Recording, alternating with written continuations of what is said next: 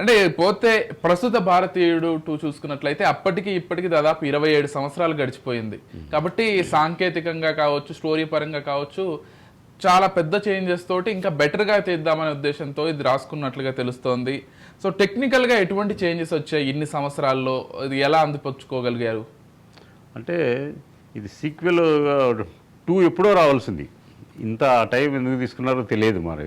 Okay, చాలా లేటుగా తీసుకున్నారు. అంటే ఈ 27 సంవత్సరాల్లో చాలా చాలా మార్పులు వచ్చాయి.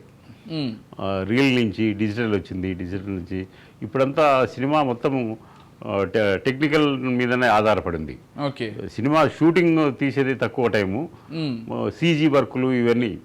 ఇంకో ఒక విషయం చెప్పాల్సి వస్తే, ఇప్పుడంటే వైజాగ్లో హైదరాబాద్ నుంచి వైజాగ్ పోయి షూటింగ్ చేయాలనుకో, అప్పుడు వైజాగ్ వెళ్ళి అక్కడ ఉండే అవన్నీ పెట్టి తీసేవాళ్ళు. ఇప్పుడు అవసరం లేదు, గ్రీన్ మ్యాట్లో బ్లూ మ్యాట్లో పెట్టి కొట్టేస్తున్నారు అనమాట. అంత సాంకేతిక పెరిగింది. ఇప్పుడు ఈ సినిమాకు ఇప్పుడు ప్రస్తుతం అందుతున్న సాంకేతిక పరిజ్ఞానంతో ఇంకా అద్భుతంగా, దానికంటే అద్భుతంగా రూపొందించుంటారు అనేది దాంట్లో సందేహం లేదు. ఓకే, ఇకపోతే ప్రధానంగా ఈ కథ విషయానికి వస్తే, అప్పట్లో భారతీయుడు అనే సినిమాని చూసి చాలామంది ఇన్స్పైర్ అయ్యారని, దానివల్ల యూత్ చాలా ప్రభావానికి గురైందని కూడా చెప్పుకుంటుంటారు. ఇదంతా వాస్తవమేనా? అప్పట్లో వాస్తవమే. అవినీతి మీద చాలామంది వృద్ధులు ఆఫీసులలో పోయి మా పెన్షన్ రావట్లేదు, అవి రావట్లేదు, ఇట్లాంటి సంఘటనలు కోకొలలు జరిగాయి. ఇప్పటికీ జరుగుతూనే ఉన్నాయి అవి. దానికి ఇన్స్పిరేషన్ తీసుకుంటే భారతీయుడు సినిమా ప్రభావం ఎంతో ఉంది ప్రేక్షకుల మీద. కాబట్టి అది దానికి సీక్వెల్గా వచ్చే ఈ సినిమాలో కూడా సేమ్ కంటెంట్ ఉంటుందని అనుకుంటున్నాను. ఇకపోతే శంకర్ విషయానికి వస్తే, భారతదేశం గర్వించదగ్గ దర్శకుల్లో ఖచ్చితంగా శంకర్ కూడా ఉంటారు. అనేక వైవిధ్యభరితమైనటువంటి సినిమాలు తీయడంలో కావచ్చు, సామాజిక స్పృహ అనేటువంటి ఒక కోణంలో ఆయన తీసే సినిమాలు ఖచ్చితంగా సూపర్ హిట్స్ అయ్యాయి. సూపర్ హిట్స్ అని చెప్పే కంటే ఇండస్ట్రీ రికార్డ్స్ను కూడా తిరిగి రాసినటువంటి సినిమాలు కూడా ఉన్నాయి ఆయన కెరీర్లో దాదాపు చాలా వరకు. సో ఆ డైరెక్టర్కి సంబంధించి, ఆయన దర్శకత్వ ప్రతిభకు సంబంధించి మీరు ఏం చెప్తారు? నో డౌట్ ఆయన చాలా గొప్ప దర్శకుడు. ఆయన గురించి మనం చెప్పేది, ఆయన తీసిన సినిమాలే చెప్తాయన్నమాట. ప్రతి దాంట్లో ఒక సామాజిక స్పృహ అనేది ఖచ్చితంగా ఉంటుంది.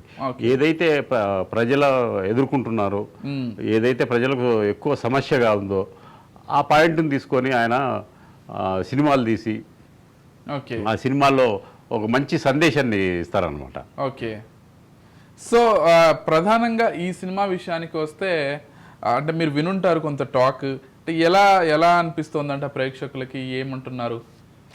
ప్రేక్షకులు చాలా ఆసక్తిగా ఎదురు చూస్తున్నారు. అసలు అందులో ఇది చేశారు కదా, ఇందులో ఏ టాపిక్ తీసుకొని ఉంటారు, లేకపోతే అదే సబ్జెక్ట్ కంటిన్యూ చేశారా అనేది చాలా ఆసక్తిగా ఉందన్నమాట. ఓకే, అండ్ సో ఇప్పటి సమాజంలో చూసుకున్నట్లయితే ఇప్పుడు ఇంకా పెరిగిపోయింది గతంతో పోల్చితే. ఇప్పుడు 96 అంటే నాకు తెలిసి అంతగా ఉండదు ఈ అవినీతి కానీ అదంతా. ఇప్పుడు ఇంకా పెరిగిపోయినటువంటి సందర్భం. సో ఇప్పుడు ఇంకా బాగా ప్రేక్షకులకు కనెక్ట్ అవుతుందేమో ఈ స్టోరీ. అవినీతి అనేది ఎప్పటి నుంచో ఉంది. ఓకే, అది కంటిన్యూ పెరుగుతూనే ఉంటుంది కానీ తరిగేది ఉండదు. ఓకే, అంటే సమాజంలో అందరికీ ఏదైనా త్వరితగతిన కావాలి, వెంటనే కావాలి. నీతో పని పడింది అనుకో, నీ దగ్గరికి వచ్చి నేను ఏదో ఒకటి అప్పచెప్తే నువ్వు టక్కుని చేసి పెడతావు. అట్లా లేదనుకో తర్వాత ఉంటావు. ఆ సమస్య అప్పటికీ ఉంది, ఇప్పటికీ ఉంది. ఇప్పుడు రైడ్లు చేసినప్పుడు అవినీతి వాళ్ళు దొరుకుతూనే ఉన్నారు. అప్పుడు దొరుకుతున్నారు, ఇప్పుడు దొరుకుతున్నారు.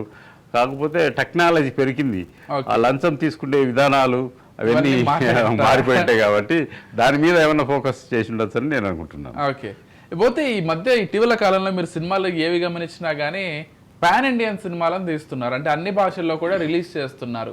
అంటే ఇది అసలు అవసరం అంటారా, లేకపోతే అవసరం లేకుండా అన్ని భాషల్లో రిలీజ్ చేస్తున్నారా? దీనిపైన మీ అభిప్రాయం ఏంటి? పాన్ ఇండియా అనేటువంటి ఒక సినిమాకి సంబంధించి అది అవసరం అండి. ఎందుకంటే ప్రేక్షకుడు థియేటర్కి రావడం తగ్గిపోయింది దాదాపు. సెల్ ఫోన్లలో, ఓటీటీలో వచ్చిన అంత సెల్ ఫోన్లో ఉంది. ఎవరైనా సెల్ ఫోన్ పట్టుకొని అందులోనే చూసుకుంటున్నారు సినిమాలు. థియేటర్కి పోయి చూడడం ఎందుకు, ఒక వారం అయితే ఓటీటీలో వస్తుంది కదా అని అంటున్నారు. అందుకని సినిమా వ్యాపార పరిధి తగ్గిపోయింది. ఓకే,